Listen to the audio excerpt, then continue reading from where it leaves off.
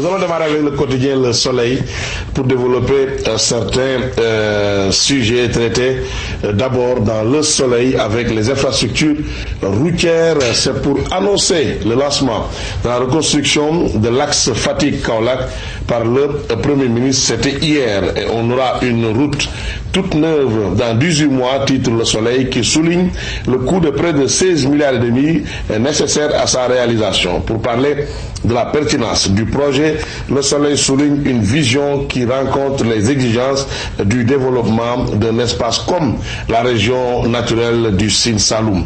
Dans son discours, le Premier ministre Mahammed Dionne a précisé que le président de la République Macky Sall a salué le patriotisme des populations pour la grande patience dont elles ont fait montre pendant toutes ces années de souffrance et même de calvaire. Les difficultés, souligne le Premier ministre, nées du contentieux entre l'État du Sénégal et l'entreprise Jean Lefebvre Sénégal, ce qui a retardé toute intervention sur cette route. Toujours dans les colonnes du Soleil, on nous signale que Mahammed Dionne Boun Abdallah a profité de cette cérémonie pour annoncer que la réhabilitation de la route Passy-Sokone sera effective dans quelques semaines, tout comme la route d'Ingiray, Nioro, Keur Aïb et celle qui va de Joal à Differ en passant par Sambadia sera aussi reconstruite, et le Premier ministre ne manque pas de souligner encore une fois que tous ces travaux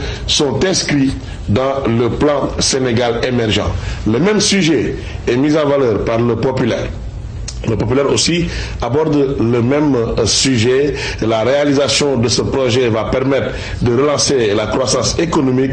C'est une phrase tirée du discours du Premier ministre affiché à la une du journal. Pour le président directeur général de Jean Lefebvre, la route est redimensionnée et reconstruite à des normes qui répondent au trafic que supporte cette route. Aujourd'hui, déclare Baratal, c'est un grand jour, un jour pour fermer une page, un autre pour en ouvrir une autre.